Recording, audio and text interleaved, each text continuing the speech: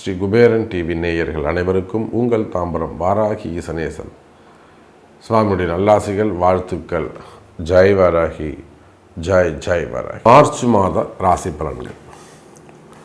இந்த மார்ச் மாதம் ஒரு முக்கியமான மாதமாக அமைகிறது. என்னென்னா, ஒரு மிகப்பெரிய மாற்றம், கிரக மாற்றம், சனி பெயர்ச்சி நடைபெறுகிறது.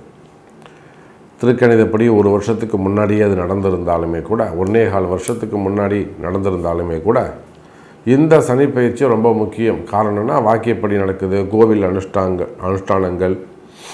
ஏன்னா கோவிலில் நடக்கக்கூடிய எல்லா பூஜைகளும் வாக்கிய பஞ்சாங்கத்தின்படி தான் நடைபெறுகிறது. அப்போ சாமிக்கு சாநித்தியம் எப்போ கூடும்னா, இந்த மாதிரியான வாக்கியப்படி நடக்கக்கூடிய பயிற்சிகள் தான் சாமிக்கு சாநித்தியம் கூடும். அப்போது இந்த மார்ச் மாதம் ரொம்ப ஒரு முக்கியமான, கவனம் செலுத்தக்கூடிய, உன்னிப்பாக கவனிக்கக்கூடிய ஒரு மாதம். எல்லாருக்குமே, உங்களுக்குன்னு இல்லை, எல்லாருக்குமே ஒரு உன்னிப்பாக கவனிக்கக்கூடிய மாதம். அதுவும் அந்த சனி பகவான் தன்னுடைய வீட்டிலிருந்து குருவுடைய வீட்டுக்கு போகிறார். இது சுபத்துவமான பயிற்சி, நம்ம அப்படி கூட சொல்லலாம். இது ஒரு சுபத்துவமான பயிற்சி, தப்பு கிடையாது. குருவுடைய வீட்டுக்கு போகிறாரு, குரு கேந்திரத்தில் இருக்க போகிறாரு, குரு திரிகோணத்தில் இருக்க போகிறாரு. குரு பயிற்சி ஆனாலுமே கூட திரிகோணத்தில் இருக்க போகிறாரு, சனியோட தொடர்பை ஏற்படுத்திக்க போகிறாரு. அப்போ பொதுவாக இந்த வருஷம் எல்லாருக்குமே நல்லா இருக்க போகுது. நம்ம யாராக இருந்தாலும், எந்த ராசியாக இருந்தாலும், இந்த சனி பயிற்சியை பாருங்கள். இந்த மார்ச் மாதம் 6ஆம் தேதி சனி பயிற்சி நடக்குது. ஆனால் மார்ச் 15ஆம் தேதி சூரியன் வந்த உடனே சனி பகவான் அஸ்தங்கமாகி விடுகிறார். அப்போ மார்ச் மாதம் பூரா சனி செயலிழந்து இருப்பார். அப்போ யாருக்கெல்லாம் இந்த சனி பகவானால் பிரச்சனை இருக்கோ, மேஷராசி என்பர்கள், ரிஷபராசி என்பர்கள், சிம்மம், கன்னி, விருச்சகம், தனுசு, கும்பம், மீனம், யாருக்கெல்லாம் இந்த சனி பகவானால் பிரச்சனை இருக்கோ அவங்க எல்லாருக்குமே கூட இந்த மார்ச் மாதம் நல்லா இருக்க போகுது. ஏன்னா சனி பகவான் அஸ்தங்கம், செயலிழந்து விடுவார். அவரால் யாருக்கு இம்சை இருக்கோ, சனியால் யாருக்கு பிரச்சனை இருக்கோ அவங்களுக்கெல்லாம் ஃபேவரபுளாக மாறிடும். சரி, அப்போ சனிக்கு நன்மை செய்யக்கூடிய ராசிகள்னு ஒரு 4 பேர் இருப்பாங்களே, மிதுனம், கடகம், துலாம், மகரம். அவங்களுக்கும் எந்த பாதகமும் சாதகமும் இல்லை, பாதகமும் இல்லை.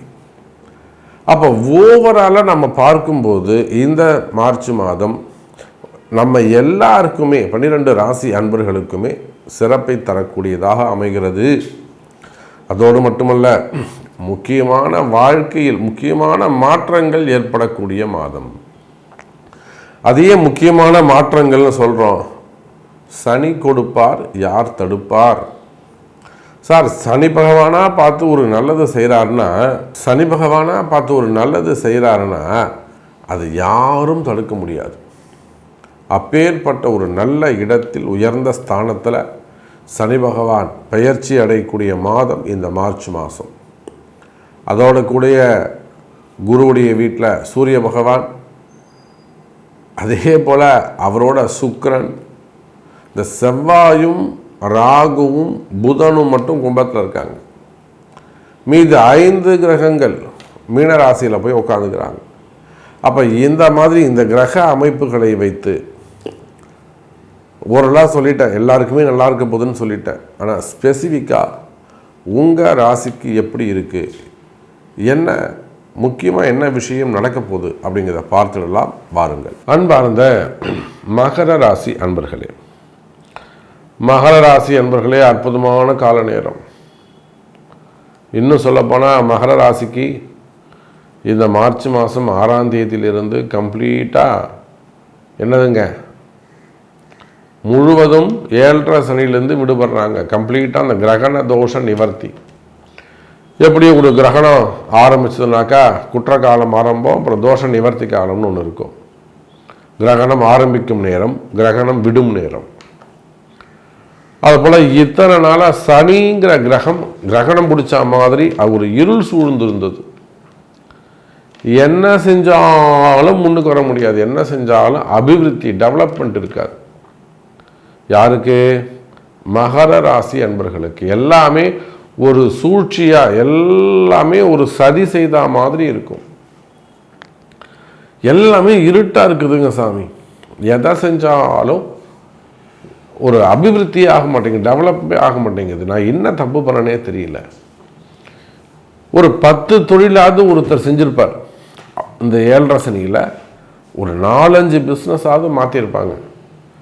இதை மாற்றி அதை செஞ்சுட்டு இது செஞ்சுட்டு எதை செஞ்சாலும் அங்கே இம்ப்ரூவ்மெண்ட் இருக்காது. ஒரு ஸ்டாண்டர்டு பிஸ்னஸ் செஞ்சுருக்க முடியாது, ஸ்டடியான ஒரு தொழிலை செஞ்சுருக்க முடியாது. நான் 10 வருஷமாக இதே தொழில் பண்ணுறேன், 15 வருஷமாக இதே தொழில் பண்ணுறேன்னு சொல்ல முடியாது. அந்த அளவுக்கு கடந்த காலங்கள் எல்லாம் 7.5 சனி உங்களுக்கு நிறைய கஷ்டங்களை கொடுத்திருக்கும்.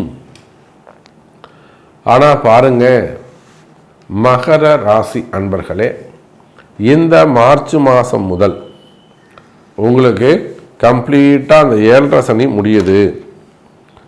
கம்ப்ளீட்டாக 7.5 சனி முடியுது.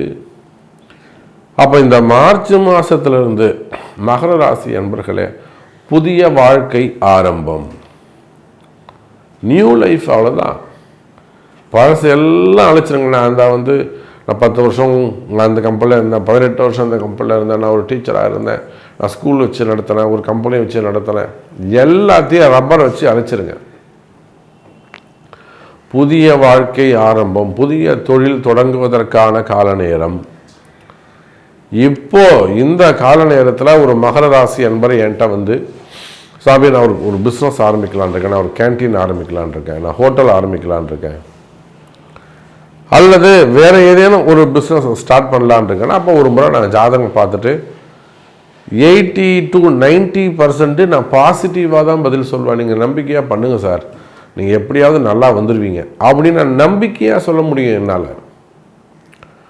அப்போ மகர ராசி என்பர்களை இந்த மார்ச் மாதம் முதல் பல ஆண்டுகளுக்கு பிறகு, இன்னும் சொல்லப்போனால் 8 வருஷத்துக்கு பிறகு, ஒரு பழமொழி சொல்லுவாங்க, யார் ஒருத்தர் 37 தலைமுறைக்கு 21 தலைமுறைக்கு புண்ணியம் பண்ணியிருக்கானோ அவனுக்கு தாண்டா அந்த பூர்வ புண்ணியம் நல்லா இருக்கும் அப்படின்வாங்க. அதை போல் இந்த 8 வருஷமாக யார் ஒருத்தர் மகர ராசியில் இருந்து கஷ்டப்பட்டாங்களோ, உங்களுடைய கஷ்டங்கள் எதுவாக இருந்தாலும், நீங்கள் ஆண்களாக இருந்தாலும் பெண்களாக இருந்தாலும், கல்வி தடைப்பட்டு இருக்கலாம். பையன் நல்லா படிக்கிற பையன் சாமி, ஸ்கூலுக்கே போக மாட்டேன்ட்டான், நான் கிரிக்கெட்டராக போகிறேன்ட்டான், விளையாட போகிறேன்ட்டான், கேமில் போகிறேன்ட்டான்.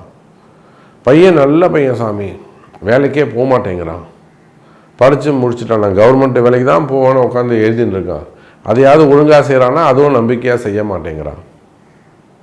புரியுதா? அப்போ இந்த மாதிரியான தடைகள், பையன் ஒழுங்காக படிக்க மாட்டேறான், பையன் ஒழுங்காக வேலைக்கு போக மாட்டேறான், பையன் கல்யாணம் பண்ணிக்க மாட்டேங்கிறான், வேணான்னு சொல்கிறான், இந்த மாதிரியெல்லாம் ஒரு தடைகள், பர்சனல் ஜாதகம் பர்சனல் தடைகள் இருக்குமே. ஆனால் அதெல்லாம் தூக்கி போட்டுருங்க, கவலை வேண்டாம். மகர ராசி அன்பர்களே, இந்த மார்ச் மாதத்துலேருந்து எல்லாமே மாறப்போகுது.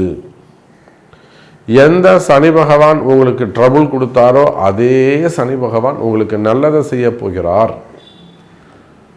அவன் நியூ பிஸ்னஸ் ஸ்டார்ட் பண்ணுறது, ஒரு ஸ்டார்ட் அப் பிஸ்னஸ் பண்ணுறீங்க, இல்லை ஒரு ஐடியில் ஒரு பிஸ்னஸ் ஸ்டார்ட் பண்ணுறீங்க, ஒரு முறை ஒரு கன்சல்டிங் எடுத்துக்கோங்க.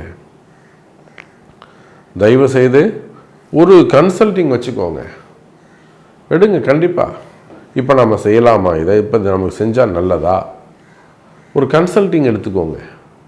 நிச்சயமாக மகர ராசி அன்பர்களே, புதிய தொழில் தொடங்குவதற்கான கால நேரம் 7.5 சனி கம்ப்ளீட்டாக முடிஞ்சுது. அடுத்ததாக கடன் சுமைகள், கடன் பிரச்சனைகள். மகர ராசிக்கு என்ன ப்ராப்ளம்? கடன் தான் சாமி ப்ராப்ளம்.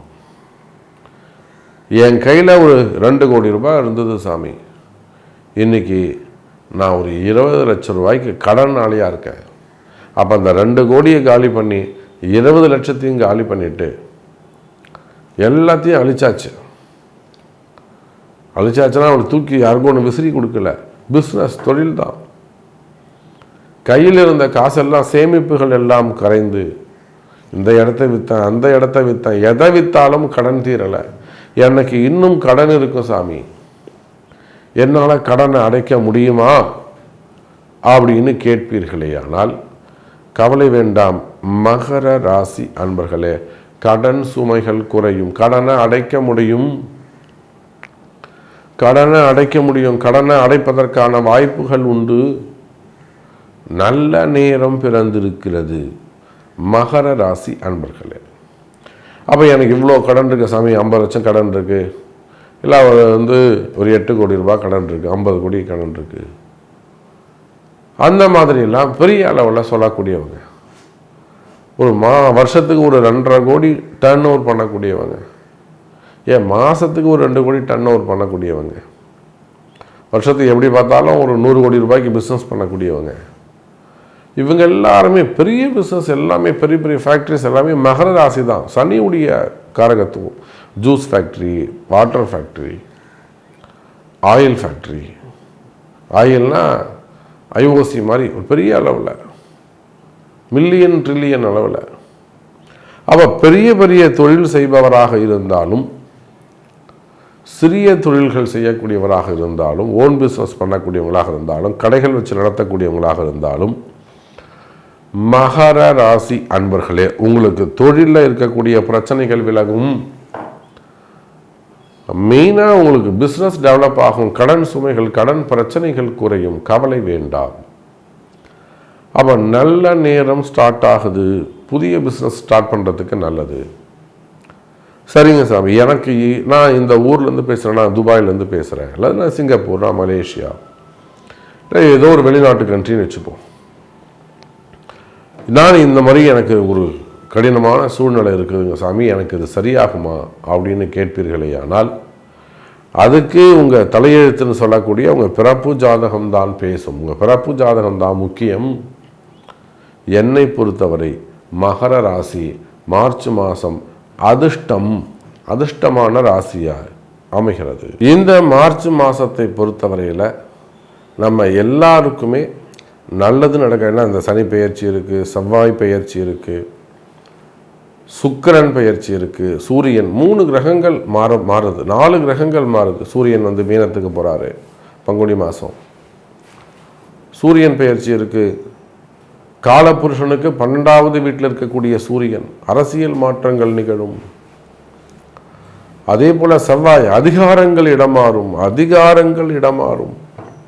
காவல்துறை அதிகாரிகள், ஐஏஎஸ் அதிகாரிகள், ஐபிஎஸ் அதிகாரிகள், இதெல்லாம் கூட இடமாற்றங்கள். நிறைய கவர்மெண்ட் ஆஃபீஸருக்கு இடமாற்றங்கள். அந்த ஐஏஎஸ் ஐபிஎஸ் அதிகாரிகள்லாம் ரொம்ப எச்சரிக்கையாக கவனமாக இருக்கணும். ஆமாம், உயர்ந்த பதவியில் இருக்கக்கூடியவர்கள் தங்களுடைய பதவி, அதிகாரம், இதை ரொம்ப கேர்ஃபுல்லாக, இல்லைன்னா பெரிய சிக்கலில் போய் நீங்கள் மாட்டி கை கட்டி யாரோ ஒருத்தர் செஞ்ச தப்புக்கு, யாரோ ஒருத்தருடைய திமிருக்கு நீங்கள் தலை குனிச்சு கை கட்டி பதில் சொல்ல வேண்டிய அவசியம், நிர்பந்தம் ஏற்படும். அப்போ அந்த ஐஏஎஸ் அதிகாரிகள், ஐபிஎஸ் அதிகாரிகள், காவல்துறை உயர் அதிகாரிகள், இவங்களாம் ரொம்ப கேர்ஃபுல்லாக இருக்கணும்.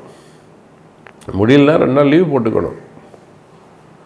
அப்போ இதை போல் உங்களுடைய ஒவ்வொரு கேள்விக்கும், இது மாதிரி எல்லாருக்கும் நிறைய கேள்விகள் இருக்கலாம். திருமணம் சம்மந்தப்பட்டதாக இருக்கலாம், குழந்தை பாக்கியம் சம்மந்தப்பட்டதாக இருக்கலாம், மெயினாக வேலை சம்மந்தப்பட்ட ஜாப் கிடைக்குமா, 40 வயசு 46 வயசு எனக்கு புதுசாக வேலை கிடைக்குமா, ஜாப் இல்லாமல் இருக்குது, ஜாப் ரிலேட்டடாக வரக்கூடிய கேள்விகள், திருமணம் சம்பந்தப்பட்ட கேள்விகள் எதுவாக இருந்தாலும் அதுக்கு உங்களுடைய பிறப்பு ஜாதகம்தான் முக்கியம்.